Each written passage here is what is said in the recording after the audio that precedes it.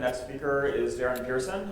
He is an instructor at St. Paul College in Minneapolis. And you're going to talk about retro gaming. Yep, Right. so thank you. Take it away. Thank you. Anyways, I'm from St. Paul, Minnesota, and I teach at a community college, St. Paul College, which is located kind of in the downtown area of St. Paul. Here's a shot of the college. We've just done some renovations, so I always want to show off, you know, what it looks like out there. This is the college in summer term, and it's Minnesota, so I thought I'd show a shot of the college here in January.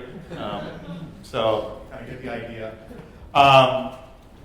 Anyways, just thought I'd mention this.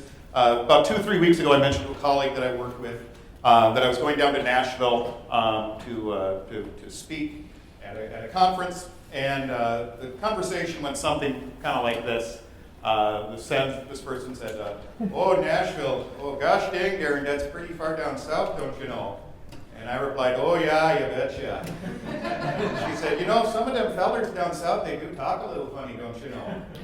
And I said, "You think they'll understand what you're saying?" And I thought, gosh dang, I hadn't thought about that, so I better talk in the most generic American accent that I can manage, don't you know? She said, oh yeah, you betcha. So,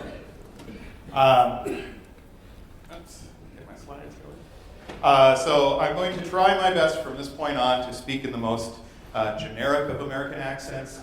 I will apologize in advance for any of the following: you betchas, oh gosh dangs, oh don't you knows, oh geez, that's interesting. And if any Spananoli jokes come out, I hope you'll forgive me here. So, oofda, I heard another one, so I've got to keep more Midwesterners here. Anyways, what do I do at St. Paul College? Well, I'm in kind of a unique position because I teach in 2 different departments. And it just kind of sort of evolved this way. I've been there since 2002. 50% of the time I teach in the computer science department. And mainly I teach what we call the web classes. Now this is a community college, so it's a 2-year college, so you know, it's not a 4-year college with, you know, freshman, sophomore, junior, senior. It's 2-year programs mainly. But in the computer science side of things I teach primarily kind of your introduction to HTML.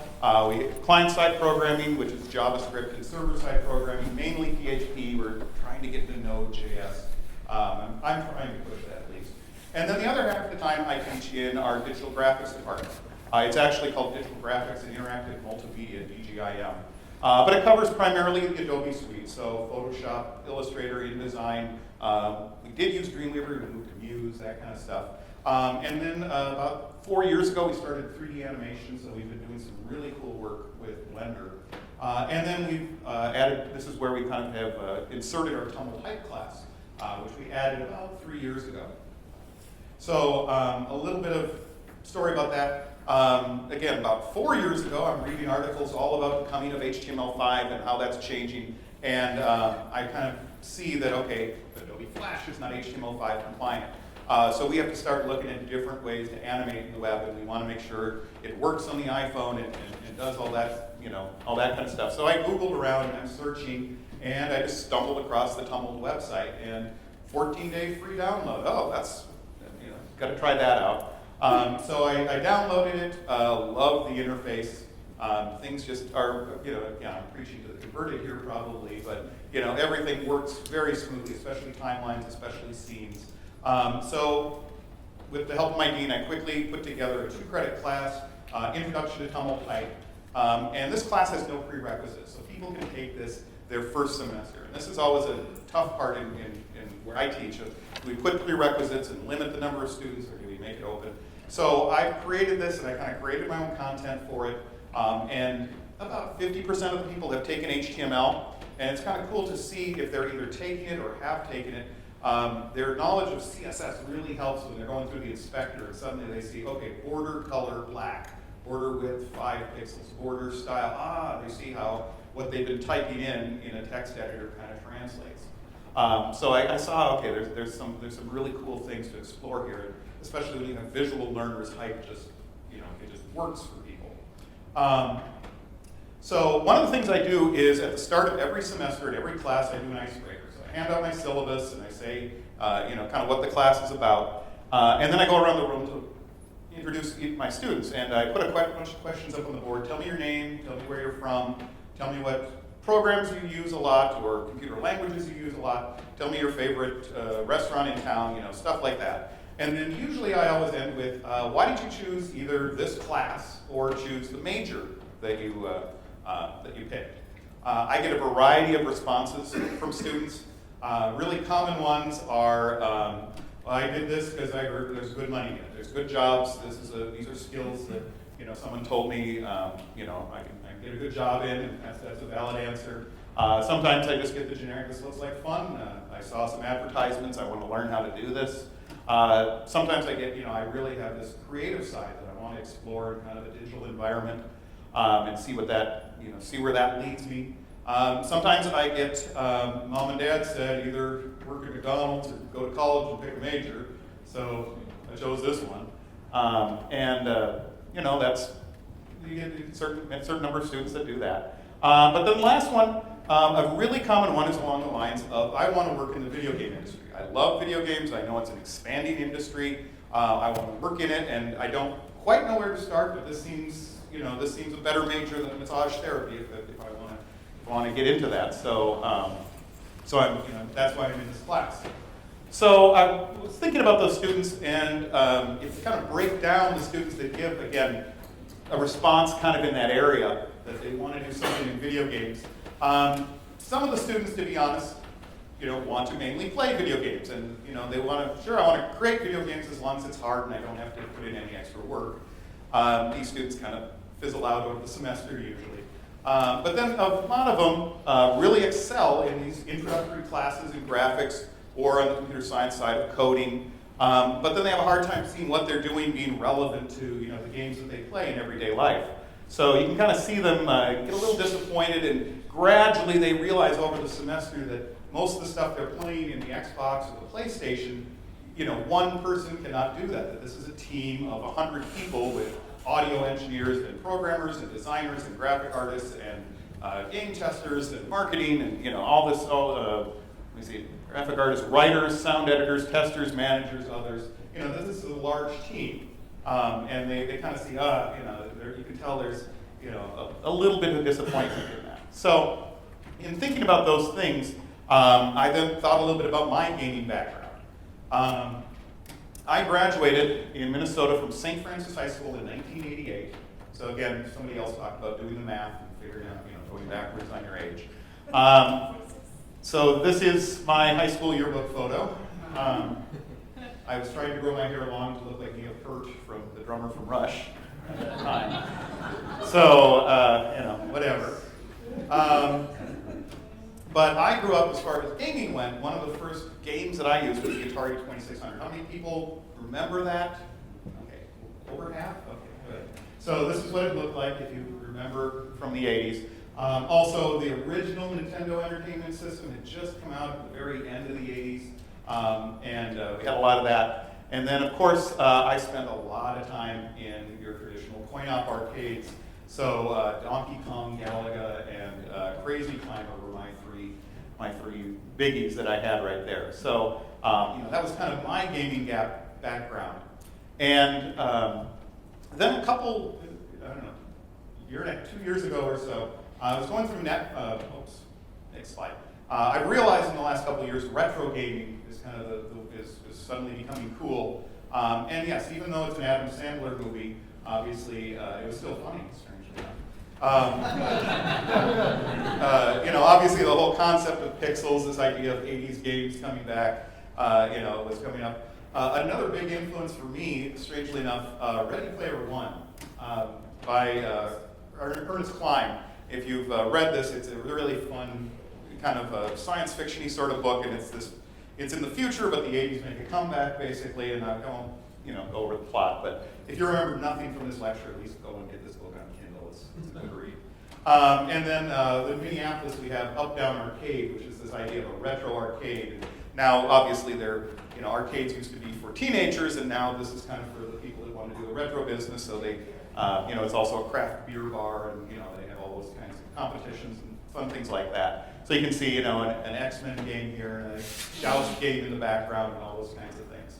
So I'm kind of realizing just in the last couple of years, okay, retro gaming is cool.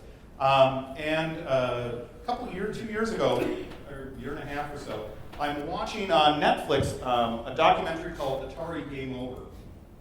And what it's about, I think it's still on Netflix if you want to check it out, it's about basically the fall of Atari, this early video game company in the 80s. And they were going like gangbusters. They started in the 70s, doing really good in the 80s. And then there was a couple of reasons why they fell, but usually the biggest one was this game, E.T. E.T., the movie, everyone remembers that. Atari tried to get the video game for that out by Christmas.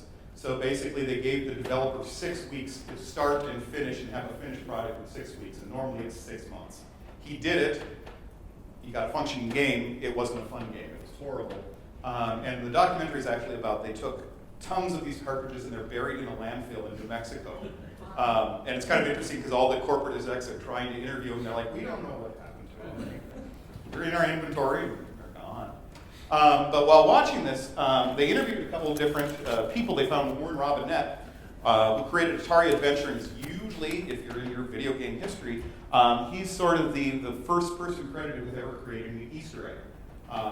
It is a very primitive Easter egg, but in the game he told nobody about it. They released it, and then if you found this special dot and took it to a special room, his initials show up, which was pretty neat.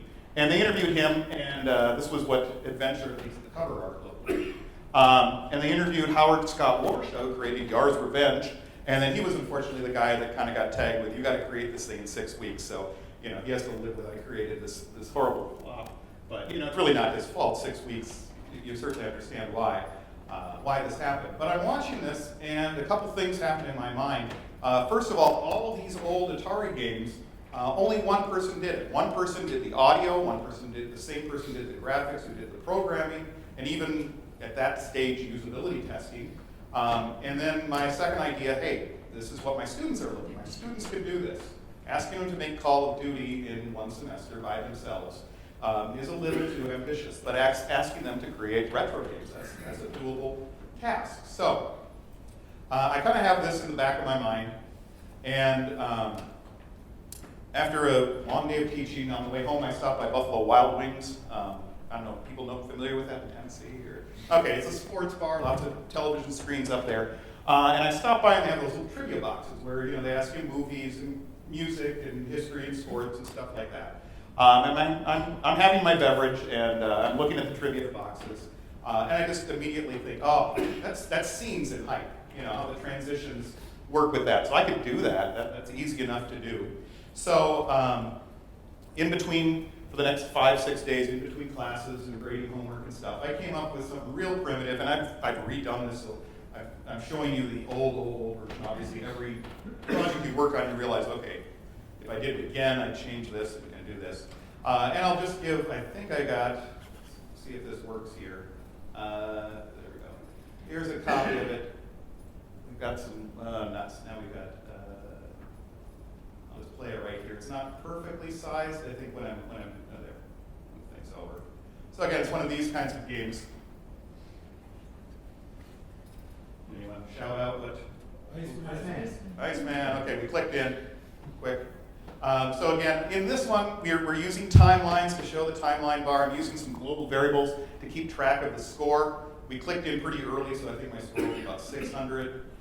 We get a little 700. Ooh. And then we go on to slide 2. And these trivia games, they keep going on. I won't do all of them, but anyone know this one? Alexander the Great. Good job. Who did that? Good job. You're building China trivia. So, anyway, so you can kind of see a little bit how that works. So that's kind of my first attempt at kind of a game inside here. So after that, a couple weeks later, I'm teaching my JavaScript class. We're covering arrays, loops, and random number generators. And one of the standard things I have to do is simulate a random shuffle of a deck of cards. 52 decks, make sure you don't get any repeats, that it's a unique shuffle. And I'm looking at that, and I'm thinking deck of cards. Suddenly, I think of the old kids game memory, where you have again, I got a screenshot right there. So again, created a Creative Commons search, found some images I can use, under the Creative Commons license for cards, and create something like this. Normally with memory, it's a two-person game. I just made it a one-person game and put a timer on there, so I'm using some JavaScript stuff to set intervals. Oops, I didn't mean to do that. There we go. So just let me show you real quick. Here's kind of a working example of memory. You just hit deal, and it briefly shows you what you got there, and then I've got the sound turned off here. I'll just crank it up.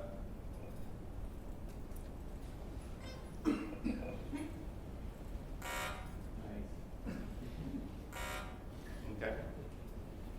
I should refresh it, but you get the general idea, right, of how this works. So again, it's primitive, but part of me is, I'm not looking at the final product. I'm looking, can I make this work into games?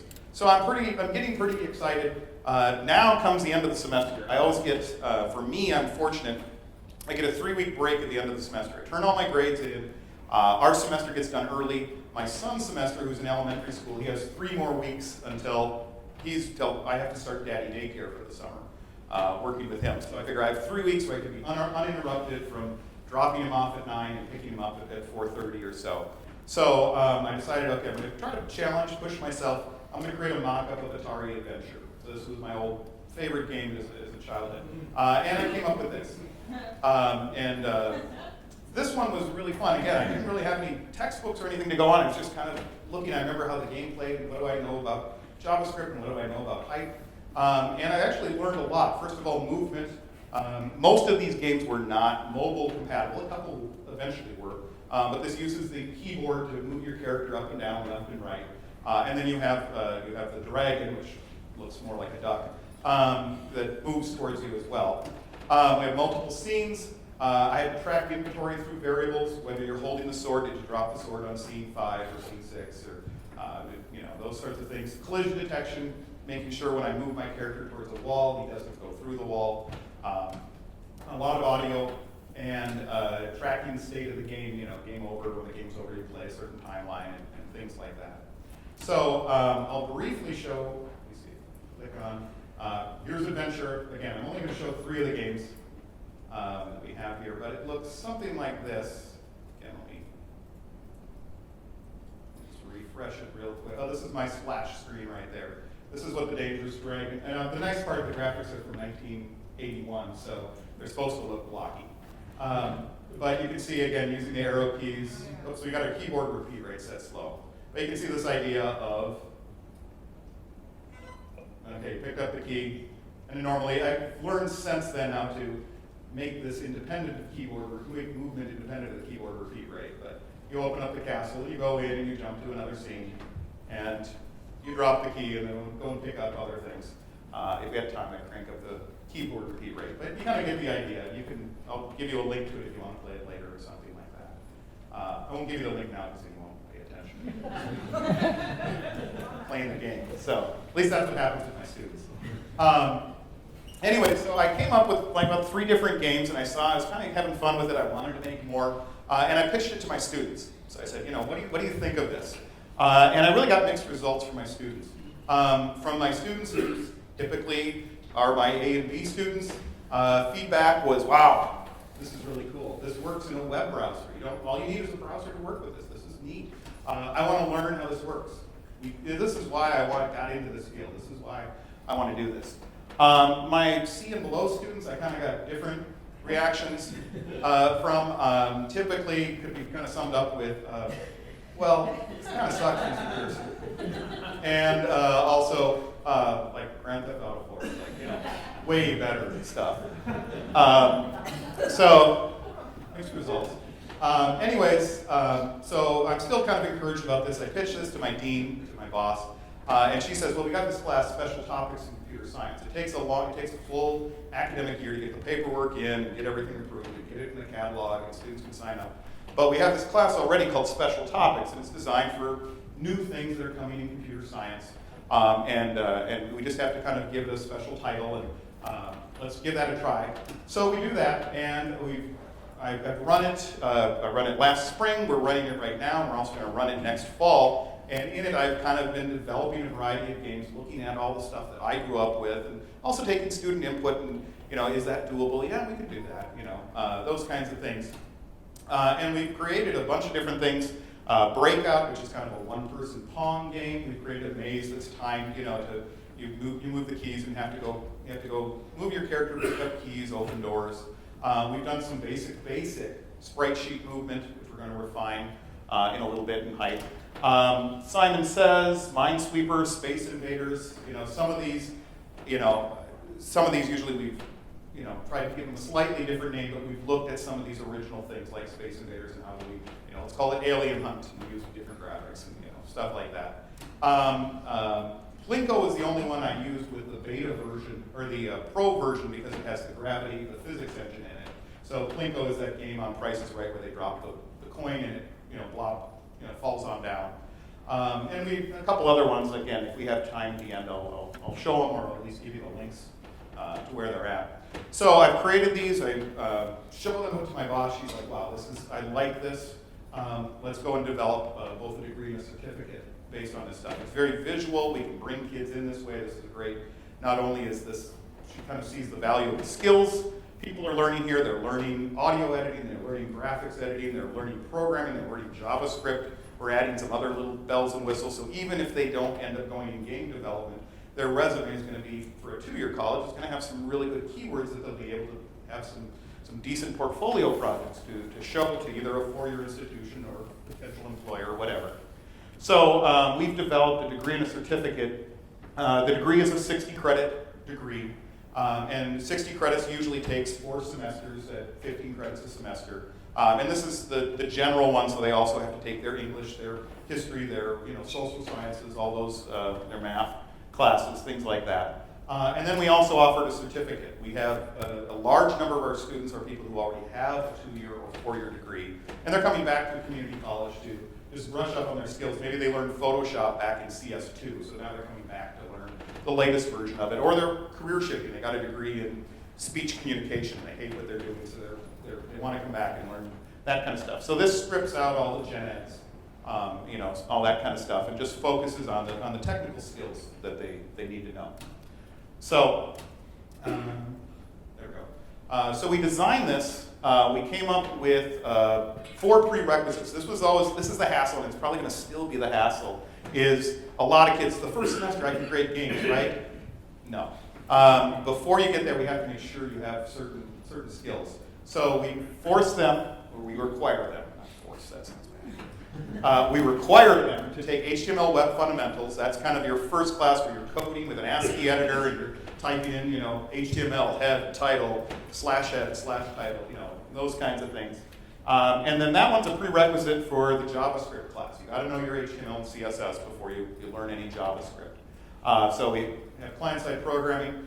In parallel, at the same time, we have them take the 2-credit Hype Fundamentals class, which again teaches people how to use the interface, how to use scenes, how to use timelines.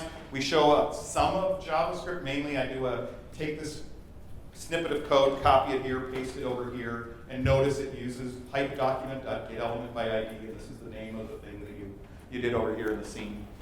Those kinds of things.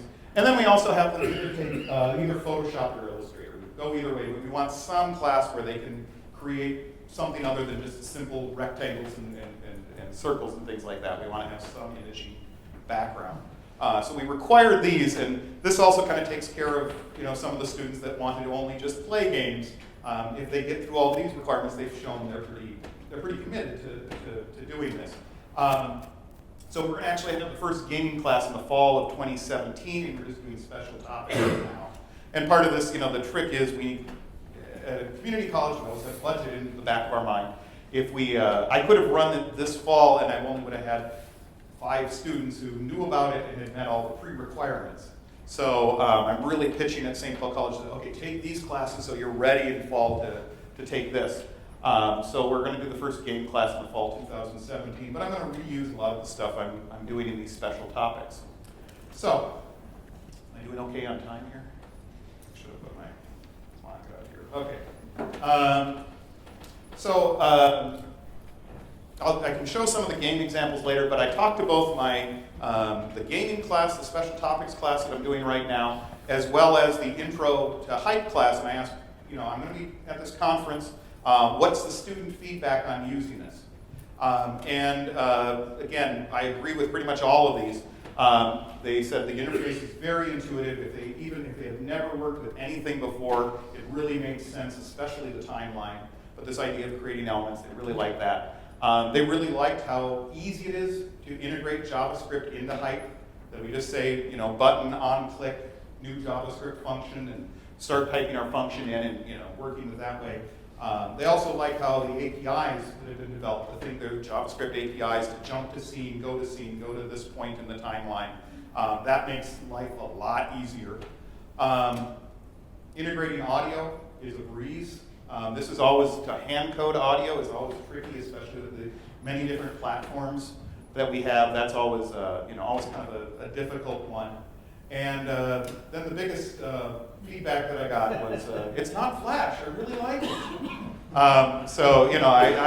I've always, animating Flash, for some reason it's never been quite my thing. I can get by in it, but it never turns me on. I think that's partly why I sort of embraced Hype so much. Which always, I think, was interesting. I had a student one day come in and ask me if they liked their t-shirt they were wearing. And their t-shirt had this on there. So, I kind of scratched my head for a second, and Barry Allen, okay, poison, aha moment came to me. For those who didn't quite get it, Apple killed Flash, which was maybe an oversimplification, but I thought, to take the risk and wear that t-shirt to my class, the general public's probably not going to get it, but that's pretty cool.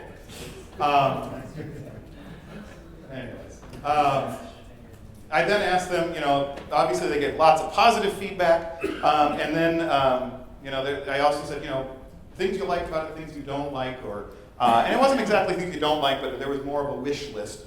And there were only about 3 things, and we actually mentioned this at the happy hour a little bit last night. The first big grumble students have is this is Mac only. There's no Windows version. When is the Windows version coming out? I said, well, talk to the guys. I think it'll be a while, but and that's kind of understandable. We're at a community college that has a lot of inner city kids. Just for them to scrape up enough money to get a Windows laptop, a used Windows laptop, is a big deal for them to get commit to getting a Mac. But to then get around that, we've taken our Mac lab, and anytime there isn't a classroom in there, we open it up so that we have a student lab monitor that works in there and helps people out and things like that. So if people only have Windows at home, they can use the open lab during non-classroom hours and create content. And the second one had a couple of students with animation backgrounds. One said, there's no squash and stretch tool, not to name the Adobe tool that shall not be named, but that one has the bone tool. And in the bone tool, we can do squash and stretch. So for animating characters, we can do that. We can't do that here. We can scale stuff, but it would be really cool if we could have a tool that creates an SVG polygon, and we could grab anchor points and stretch certain ones out and keep the other ones there. That would really kind of be a handy thing to have. And then the third one is they can see, okay, I can output this as an HTML5. What's the next step to get it in the App Store? That obviously I can play it in my browser on my Android tablet or my iOS tablet. How do I make it a native app? Because app development, I've heard, is super hot. I'm quoting my students here. And I'm like, well, we got to work on that. So, but this is kind of just the little things that they'd like to see, and it sounds like some of these are in the works. So, future plans for me and my department, things that I'm hoping to do in the next year, 2 years, things like that. Obviously, create more games. Try to get platformers. I'm hoping maybe over Christmas break, like a Legend of Zelda scrolling background kind of thing. Playing around with that, maybe some parallax scrolling. I've done this already. Again, it's not part of Hype, but it's taking the output of Hype and then integrating our server-side languages. I did a simple breakout game. At the very end, you put your initials in, and then it sends your initials, the date, and your score to a PHP server and then list the top 5 scores. So it's just like, in the arcades of old, you always had the top 5 or the top 10 scores, except this now it's globally. So you play, you download it individually, it sends that back, and now you can see, okay, I ranked number 7 out of 10 or something like that. Looking at, again, what students talked about creating apps, I want to learn Xcode and or Swift. It seems I've seen a few tutorials on this, and it's kind of sparse around the web. If afterwards people know a smooth way to do this or recommendations, I'd love to hear from you. We also want to partner with some of our 4-year community colleges so people can, we have some partnership arrangements in general, but nothing that specifically addresses the gaming side of things. So we want to give options when people graduate to go on. And then I'm looking, all of my coursework has been, I call it homebrew. It's all written on notepads and stuff like that. I think there will be other schools that would like this. I'm looking at developing and publishing it. I've been debating whether I want to go old school and do a paper text notebook with something, or do something more like Linda or Udemy or something like that, where we've got video tutorials. So that's another one. If you're a publishing person, I'd love to hear from you. So that's kind of basically where I'm going with this. If you want to see more, if you go to, I posted a couple of the games, as well as some information about our degree program at, it's kind of clumsy URL, I'll admit, Darren. That's St. Paul Computer Science, spcompsci.org. Again, that's a clumsy URL to kind of say, but Darren. None of this one R or I's in Darren nonsense. But spcompsci.org. Also, I have my own website, darrenscorner.com. This is always constantly under development, but if you go to darrenscorner.com/hype, you can see some more of the games that I put in there and things like that. And again, a lot of them are just kind of tests, so I try to emulate a lot of the stuff that I played as a kid. Sometimes I realize in developing official coursework, I have to kind of be aware of copyright issues and not, say this is based on the genre of Space Invaders or something like that, and make some changes. Or if you want, you can email me. dpearson100@gmail.com is my contact information. So I think, how many ums, you betchas, and don't you knows did you hear? Do pretty good? One. Okay. So anyways, am I doing okay on time? Did I rush it? I think I did okay. Any quick questions, comments? Yeah, so I teach a multimedia curriculum at a community college. Oh, sorry. Thank you. I teach a multimedia curriculum at a community college, and this would be perfect and kind of sort of the direction where I've been wanting to take the program. Okay. So I'm interested in talking more about it. Catch up. Yeah, so one of the things my dean tells me is before we can do anything, that you have to have a demand. So it's kind of like, yeah, sure, we could do that, but I mean, enrollment is down in community colleges in general, and so if you can show a demand, we can do something. Yeah. And I'm wondering, I see that you're doing the special topics, probably a good way to kind of inch your way into it, and I'm wondering if you've shown enough demands that you think you may be able to make a full curriculum out of it. I think so. I've been fortunate. If this would have happened 2 years ago, I had a different dean, and he was mainly one of these people. Okay, if you're not getting sued, then just don't change anything. That was his management style. And so innovation at the community college. He rolled his eyes. He wasn't really on board with my idea. But now I have a new dean, so part of it is just getting the luck of the draw, getting good administration. But when I pitch it to students, I kind of focus the game aspect because that looks fun. When I talk to administration, then I say, okay, even if they're not gamers, if they're proficient in JavaScript, let's go on Craigslist and Google JavaScript under jobs, and here's 20 postings just in the last week. They're going to learn Photoshop and Illustrator and apply it. They're going to learn audio design. They're going to learn usability. What colors, where should we put buttons so that it makes sense when people are quickly learning a game. So there's a lot of, and then I throw in the buzzword active learning, and then they go, oh, okay, that's the current big word that everyone loves. But when I pitch it that way, then they kind of see, okay, it's it's visually appealing to hopefully, to students, but they can see that they're going to learn these skills on the way. So that's usually been pretty successful when I've had to talk to administrative types and explain, justify why we're doing this. So, does that answer your question, or did I skip around? I think that's great, and we'll talk more. Okay, cool, excellent. Any others? Oops. Wait for the microphone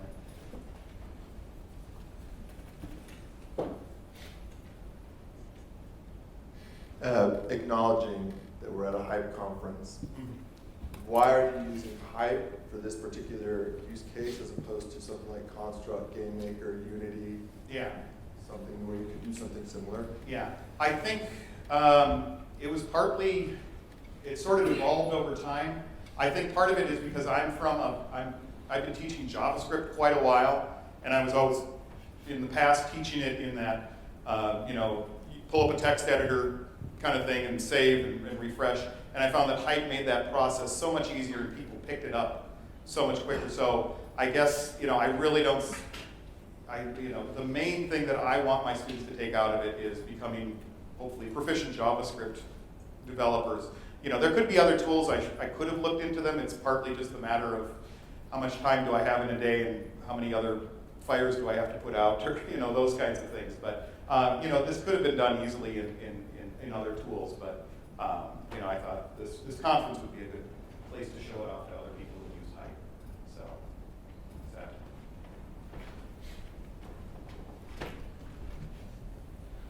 I have a question and a comment. I'll do the comment first, as it kind of addresses what you were asking also.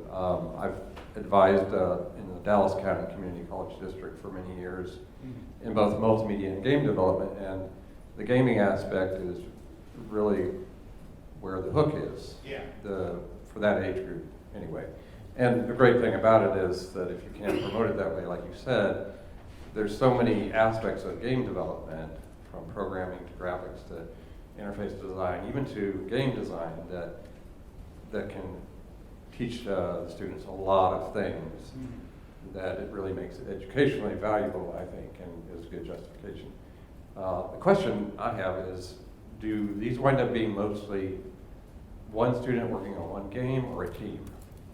Right now, this has been tricky, and we'll shift gears when I actually have the game course. For special topics, I said, I'm going to let any student in who has either taken the basic class in Tumult Hype, which tends to be the graphic design students, or people who have completed client-side programming, that they know JavaScript. So, so I have this small mixture of, again, 50% coders, 50% graphic designers. For the special topics class, I've I basically created, we've done a lot of game examples, and I've created them and just kind of go through step by step and download this file, copy this bit of text, paste it here, and then go and make sure that this button has a unique ID of button 1, and so that the code will work. And I'll explain the code a little bit. I don't go into a ton of detail because I know all the graphic design students will kind of get bored. But I want to do more than it's just black magic, copy this and paste it in. So I had to have a balance there. When we get to the actual game class, when I know, okay, everyone has taken this, knows JavaScript and knows how to create decent graphics, we'll kind of go into a little more detail and kind of propose in general, okay, we need to move this ball here, but then detect when it gets to this point, how do we stop it? And then give them a chance to kind of code it up, and then the few that make it, get it. If they don't, then I can step in and give a few hints of, how we want to do those kinds of things. So that's kind of the plan going forward, but for the plan right now to get it to work with a small number of people with special topics, I've been handing them over the code and give the short Reader's Digest summary of what it's doing. So, and people seem fairly happy with it. So, and then usually at the end, they get a functional game, and then I say, I'm going to give you 2 weeks, go in, and if you're a graphics person, change the colors, change the layout, change the images. If you're a coder, go look through my code and see if there's any place you can modify it to make it go faster, go slower, add some different functionality. And I'm pretty flexible on what they do. That's special topics allows me, mostly I usually have to have like what's the fancy word, rubric of how you're going to grade people. And there I just kind of say, if you took this, learned something, gained something, then you're going to get a good grade. And most people are more interested in making it work than what their specific grade is. That's the nice part about special topics. So.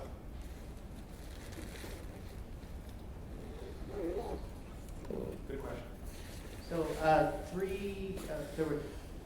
when we talking about sort of future plans with this, three things came to mind, and they all seem to come together, and the three things are your interest in Swift, one, your students' interest in being able to take this and implement actual games on the App Store, and the other thing is Hype's sort of emerging marriage with Swift Playgrounds. All of those seem like maybe some step future, a class that's beyond this one might be to take those games that they've done, have those be sort of the intro slides for a nice set of curriculum of Swift Playgrounds, and then have students learn, Swift alongside of that. It seems like a nice extension. That does, and it's, I hope to go that route, and that's where I want to go. Again, that's part of the partnering with four-year colleges is it's a two-year college, so by the time they met the prerequisite and got that, most of them are close to graduation. So again, I'd love to develop it at our college, but then it might also be developing it. Metro State is our closest four-year college, so we're going to talk to them and see if we can do that. But yeah, Swift would definitely be, seems like the logical next step. So cool, thanks.